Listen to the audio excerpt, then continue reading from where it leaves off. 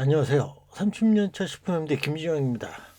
명절이 지난 다음이라 5일장도 사지 않기에 가까운 곳으로 좀 방향을 정하고 김포 로컬푸드 매장에 다녀왔습니다. 강원 놀러 갔다가 가끔 들리는 곳으로 신선한 채소와 고구마 등을 살 수가 있습니다. 사실 그 로컬푸드라는 것은 나라마다 규정이 좀 다른데요. 우리나라는 시도 지역으로 한정하는 경우가 많습니다. 규정상 뭐 50km 내라고 하지만 현실은 그걸 지키기 어렵는 구조입니다. 사계를 뚜렷한 우리나라에서 여름산지와 겨울산지가 명확하게 구분이 되거든요. 여름에는 채소가 강원도에서만 나오고 지금처럼 한겨울에는 제주도를 비롯해 경상남도, 전라남도에서만 생산이 됩니다. 이런 환경에도 50km 한정은 아무런 의미가 없습니다. 나라가 큰 미국이나 캐나다 같은 경우에는 반경 160km로 한정시키려 합니다만 계절 타는 채소 같은 경우는 거리의 제한이 좀 뭐랄까요, 유명무실할 수밖에 없습니다.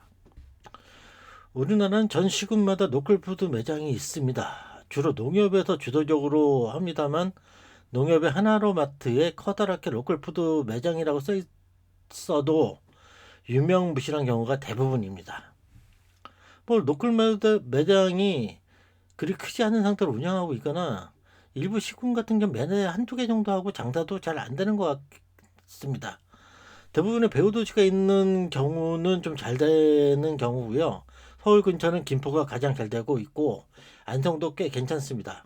강원도는 원주, 전라도는 완주와 전주 로컬푸드가 잘 되고 있고요. 그 다음에 완주의 용원 농협의 경우는 로컬푸드 1호 매장으로 해갖고 우리나라에서 상징적인 매장이면서도 가장 장사가 잘 되는 매장이기도 합니다. 그다음 경상도 같은 경우는 봉화 로컬푸드, 그다음에 울진은 냉동수산물이 아주 좋습니다.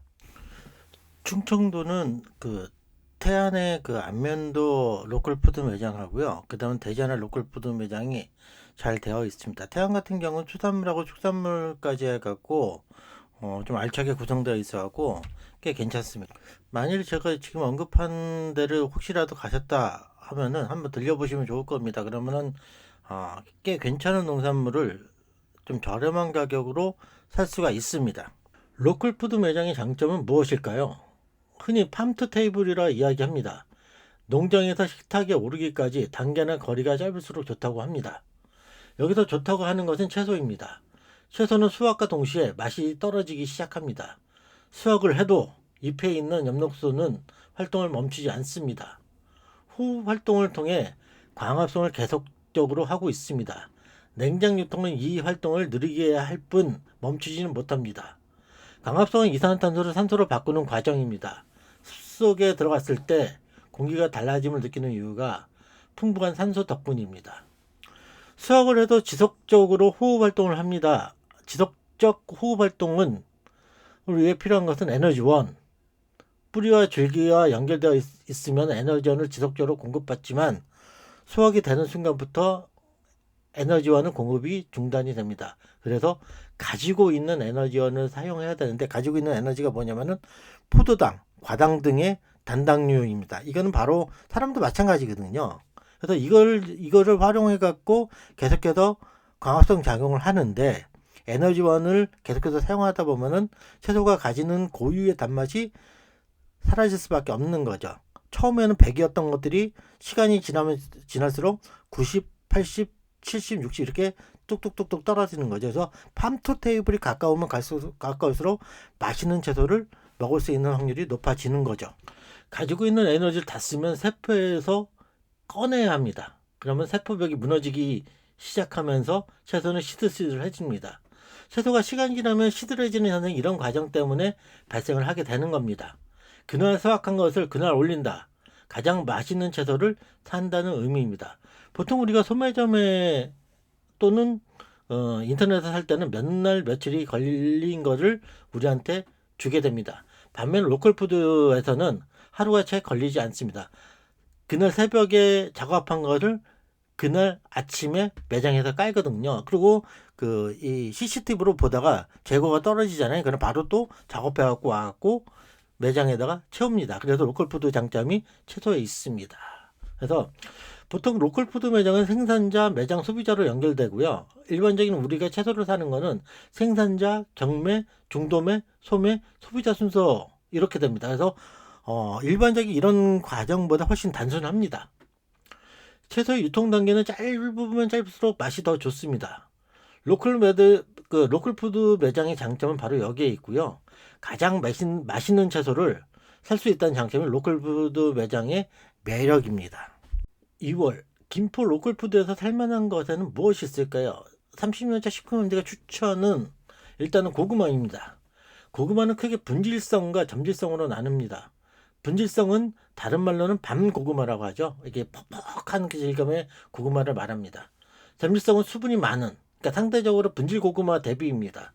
그래서 수분이 많은 고구마를 이제 점질성이라고 하는데, 예전에는 물 고구마라는 품종이 있었으나 지금은 거의 없고 호박 고구마나 뭐 꿀 고구마 이런 형태로 불리고 있습니다. 그러니까 품종이 다른 겁니다.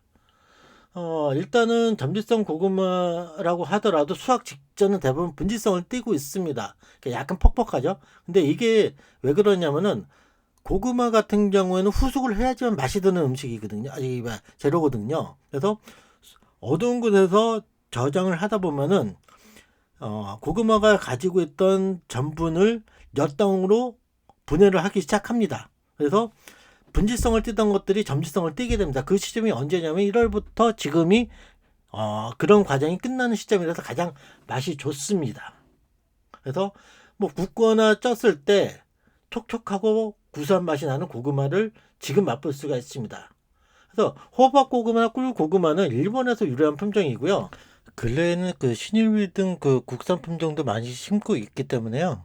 매장에서 보신다고 하면은 뭐 부담 없이 사셔도 됩니다. 아무튼 2월은 고구마가 제철입니다. 그 다음에 채소. 로컬푸드에서 채소를 사서 맛을 보면 단맛이 있습니다. 아까 설명드렸죠?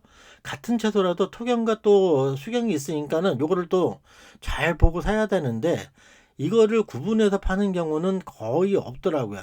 딸기 같은 경우에는 예전에 사천 농협, 그러니까는 진주 밑에 있는 사천시에 있는 농협에서 토경하고 수경을 구분해서 파는데, 같이 놓고 봤을 때 토경이 훨씬 향이 좋고 맛이 좋습니다. 뭐 아니라고 뭐 얘기하는 분들도 있는데 그건 그 사람들 얘기고, 제가 느끼기에는 토경이 훨씬 더 맛이 좋고 향이 좋습니다. 그래서 겉보기에는 수경이 좀 깔끔해 보이는데 진짜 토경에 비해서는 채소 특유의 맛이 부족하거든요. 판매대에서 수경 재배나 토경 재배에 대한 정보가 없기 때문에 이것은 인증으로 구별하는 법이 유일합니다. 유기 인증은 토경 재배만 가능하고요. 무농약까지는 수경 재배도 인증을 받기 때문에 무농약 재배 중에서는 수경 재배도 꽤 있습니다. 그래서 가능하다고 하면 가격이 여기는 저렴하기 때문에 유기 인증으로 사시는 것을 권합니다. 그 다음은 두부. 두부는 로컬푸드 매장에서 꼭 사야 하는 품목입니다. 뭐 우리가 일반적으로 두부는 뭐 유명한 데도 뭐 풀땡땡 뭐 시땡 뭐 이런 데도 많잖아요. 이런 데하고 다른 점이 뭐냐면 기술력이 한참 떨어져요.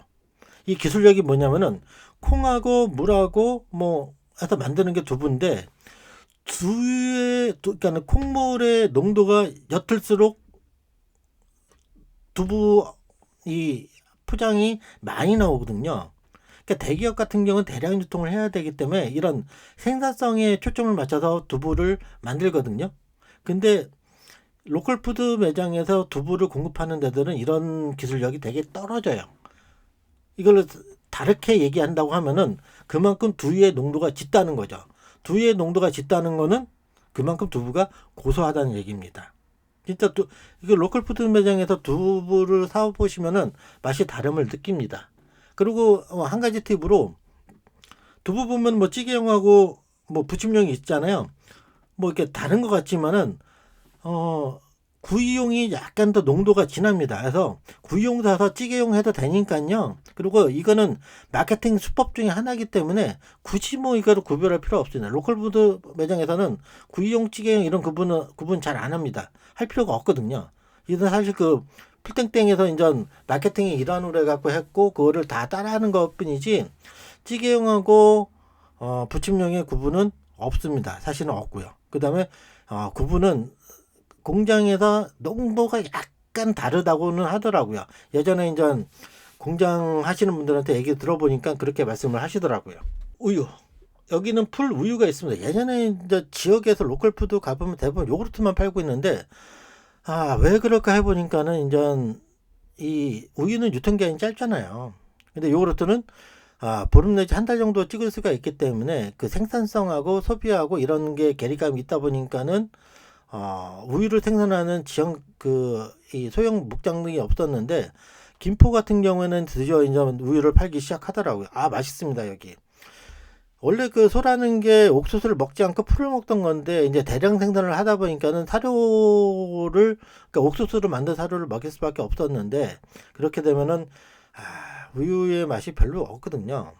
근데 이 풀만 먹인 이 소에서 짠 우유는 고소합니다. 보통 우유가 고소하다는 이게 약간 우유를 살균할 때 온도를 높이면은 단백질이 변성이 되면서 고소한 맛을 내는데, 그런 고소함하고 다른 고소함이 있어요. 이 고소함도 차이가 있거든요. 근데 이거는 말로 설명하기가 되게 힘듭니다. 이게 직접 맛을 봐야지만 고소함의 차이를 알 수가 있습니다. 여기 우유 맛있습니다. 제가 전국에 다니면서 많은 우유를 먹어봤지만은 여기는 진짜 손가락 안에 꼽는 우유입니다. 제가 봐서는 제주도에서 만드는 우유보다 훨씬 맛있습니다. 그 다음은 팥. 같은 팥이라도 토종팥은 고소함과 구수함을 같이 가지고 있습니다. 토종의 장점은 맛이 좋다입니다. 단점은 생산성이 떨어진다는 것. 생산성을 추가하면 상대적으로 맛은 떨어집니다. 왜냐하면 대량 생산을 해야 되기 때문에, 같은 면적에서 많이 생산해야 되기 때문에 맛을 나눠 가지거든요. 근데 토종은 적게 생산되기 때문에 맛을 오롯이 자기 것을 갖고 있거든요. 크기나 이런 거는 상관없어요. 맛을 진짜 풍부하게 품고 있거든요, 작은 알갱이가. 그러니까 우리가 토종 생각하면은 뭐 토종닭이 됐던 토종닭이 됐던 일단 맛하고 결부되잖아요. 토종팥도 마찬가지입니다. 저 같은 경우는 이거를 팥소를 만들어 갖고 여름에 이제 빙수를, 그러니까는 단순하게 주문해 갖고 빙수에 토핑해서 먹거나 아니면은 바닐라 아이스크림에 토핑을 해서 먹기도 합니다. 그래서 만약에 이런 데 가갖고 토종팥이 있다고 하면 저는 무조건 삽니다. 그래서 로컬푸드 매장의 장점은 맛 좋은 농산물을 저렴하게 살 수 있다는 거. 상대적으로 뭐 농협이 아니라 이 마트라든지 아니면은 인터넷 쇼핑몰보다 저렴하게 살 수가 있습니다. 왜 그러냐면 그만큼 단계가 단순화되어 있기 때문에 서로 보는 마진들이 뭐 보더라도 단계가 적기 때문에 저렴할 수밖에 없거든요. 그래서 가보면은 이 농산물이 참 저렴하다고 느낄 수가 있을 겁니다. 아무튼 로컬 푸드 매장 괜찮습니다. 오다가도 한번 들려보시면은 좋을 것 같습니다. 그래서 시장 얘기는 여기까지고요. 다음에 아마 울진은 되지 않을까 싶은데, 울진은 제가 진짜 자연산 김 사러 한번 또 가보려고 했는데요. 작년에도 한번 실패한 적이 있거든요. 근데 여기 김 맛있습니다. 아무튼 울진은 될지 아니면 어디가 될지 모르겠지만 또 다른 시장으로 인사를 드리도록 하겠습니다. 감사합니다.